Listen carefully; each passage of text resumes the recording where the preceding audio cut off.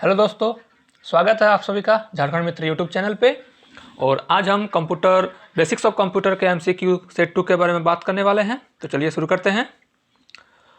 तो देखिए, हमारे पास पहला प्रश्न आ चुका है कि कंप्यूटर में डेटा किसे कहा जाता है।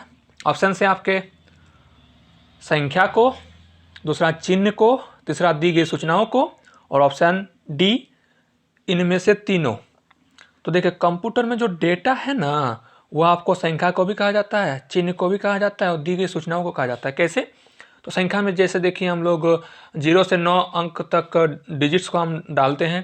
फिर चिन्ह में आपके कोमा वगैरह हो गया, फिर प्लस माइनस ये सब चिन्ह में आ गया। दी गई सूचना, कुछ इंस्ट्रक्शंस वगैरह डालते हैं, तो वो सब भी आपका आ गया। तो आपका इसका सही उत्तर होगा ऑप्शन डी। कंप्यूटर में डेटा संख्या को, चिन्ह को, दी गई सूचनाओं तीनों को कहा जाता है। ठीक है, चलिए आगे देखते हैं। कंप्यूटर में सूचना किसे कहा जाता है? तो देखिए, इसका ऑप्शन से डेटा, संख्याओं को, एकत्रित डेटा को और ये सभी। तो देखिए, ये प्रश्न कुछ इससे पहले वाले प्रश्न से मिलता जुलता है, बट इसका सही उत्तर आपका होगा एकत्रित डेटा को।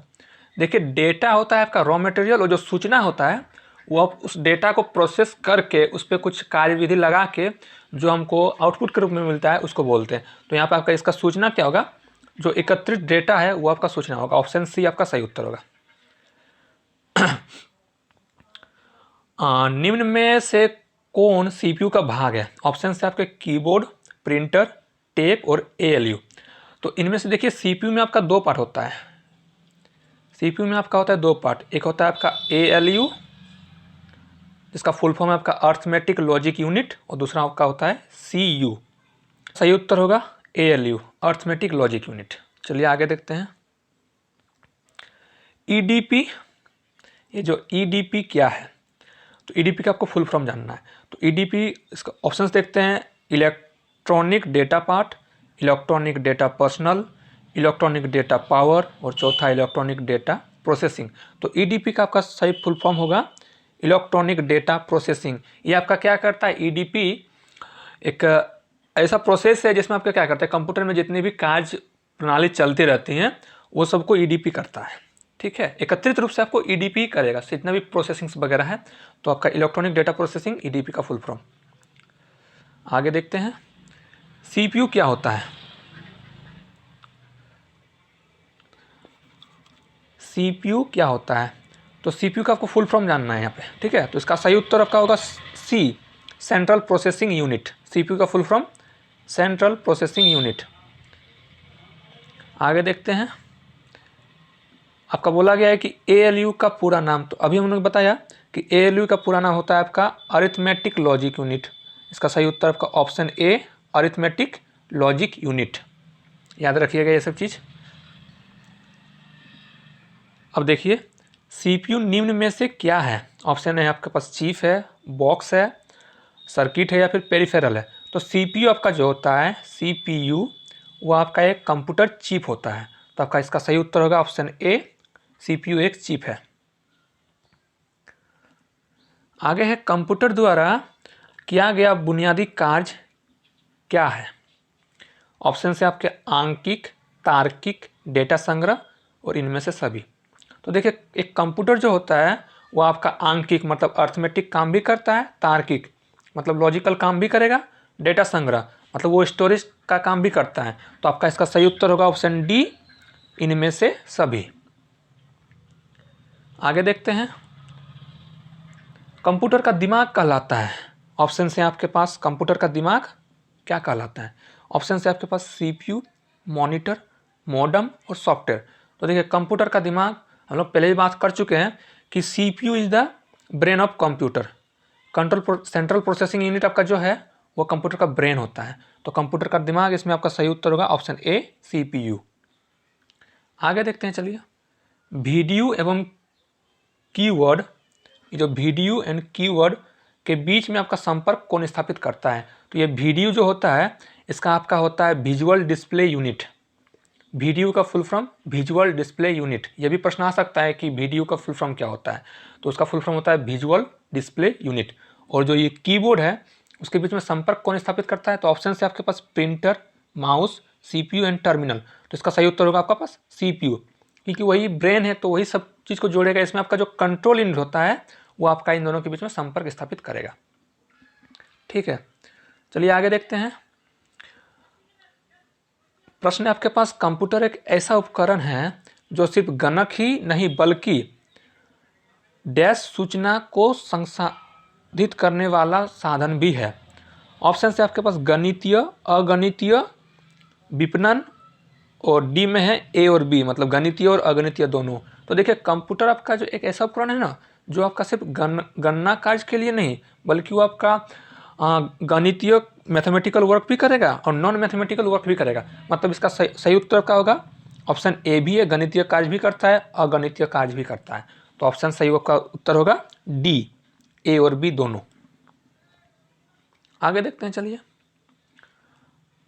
प्रश्न है आपके पास, मानव मन और कंप्यूटर में किसकी गति अधिक है? तो ऑब्वियस सी बात है कि एक जो मानव होता है वो आपको कंप्यूटर को बनाता है। तो मानव मन इतना सोच लिया कि वो कंप्यूटर बना लिया, तो इसका सही उत्तर क्या होगा? मानव मन। मानव मन और कंप्यूटर में मानव मन की गति अधिक होती है। अब देखिए, मनुष्य की स्मरण शक्ति कंप्यूटर की तुलना में होती है। ऑप्शन से सामान्य, उच्च, निम्न और औसत। देखिए मनुष्य जो होता है ना उसका जो आपका स्मरण शक्ति होता है वो कंप्यूटर की तुलना में सामान्य होती है। ऑप्शन ए सामान्य, ना कि उच्च होती है, ना कि निम्न होती है, ना औसत होती है, ये आपका सामान्य होती है। ठीक, आगे है आपका प्रश्न, कंप्यूटर को किस प्रकार की बुद्धि की संज्ञा दी गई है? ऑप्शन से आपके पास शुद्ध बुद्धि, मानव बुद्धि, कृत्रिम स्मृति में वांछित डेटा और उपयुक्त सभी।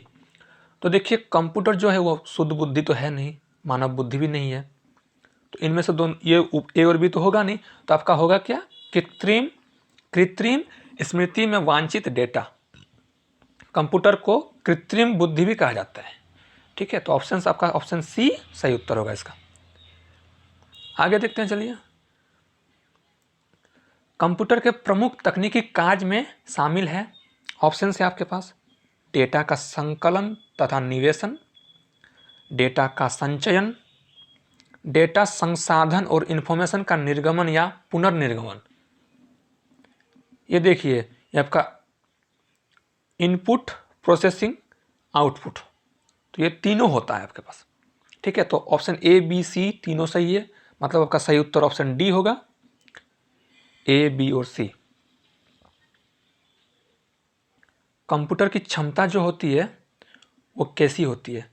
क्या वो सीमित होती है, क्या वो असीमित होती है, क्या वो निम्न होती है या फिर उच्च होती है? तो देखिए कंप्यूटर को बनाने वाला मतलब आपका कंप्यूटर का यहाँ पे क्षमता, मतलब यहाँ पे स्टोरेज पकड़ लीजिए ना आप, स्टोरेज।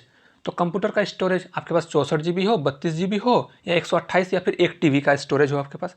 बट आपका क्या होता है, सीमित होता है। उससे ज़्यादा तो आप मान लीजिए आपके पास 1 TB का स्टोरेज है, आप उसमें 2 TB का सामान नहीं डाल सकते।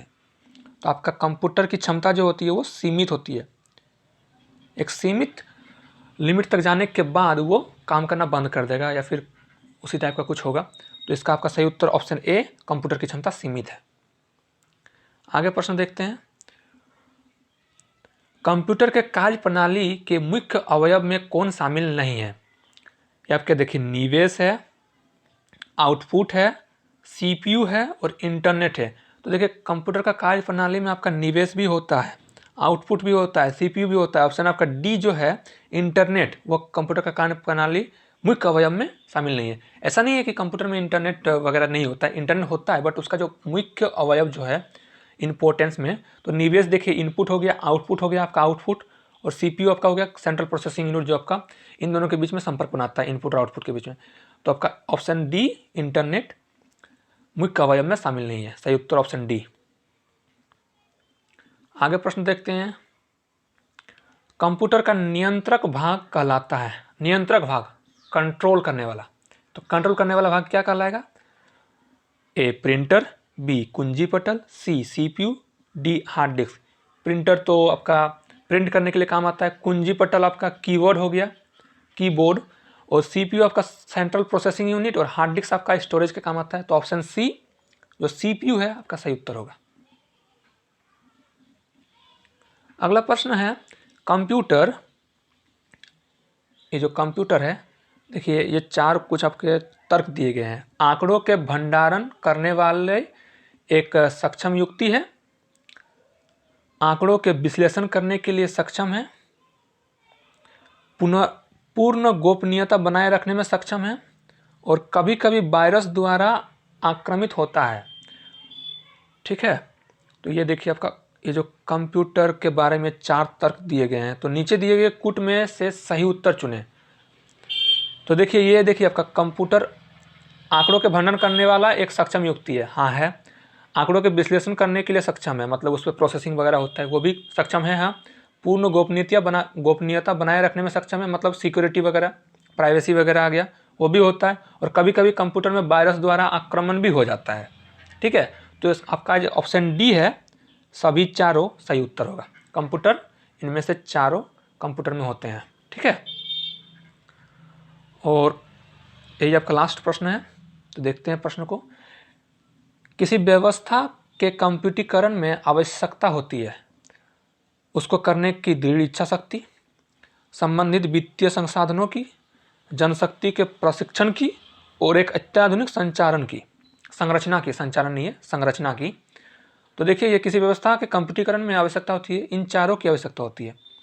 आपको दृढ़ इच्छा शक्ति चाहिए, वित्तीय संसाधनों की जरूरत होती है, जनशक्ति प्रशिक्षण, मान लीजिए कंप्यूटर बना लिया, आप किसी के पास एजुकेशन ही नहीं है कि कंप्यूटर क्या होता है क्या नहीं होता है, उसको जानकारी नहीं है, तो भी काम नहीं चलने वाला है। ठीक है, और एक अत्याधुनिक संरचना की, अब संरचना भी आपको एक अत्याधुनिक बनाना पड़ेगा टेक्नोलॉजी के साथ। तो इसमें भी आपका सही उत्तर होगा, सभी चारों ऑप्शन सही है। ठीक है, तो ये रहा आज का हमारा कंप्यूटर का सेट 2 के MCQ बारे में हम लोग डिस्कस कर लिए। तो थैंक्स फॉर वॉचिंग।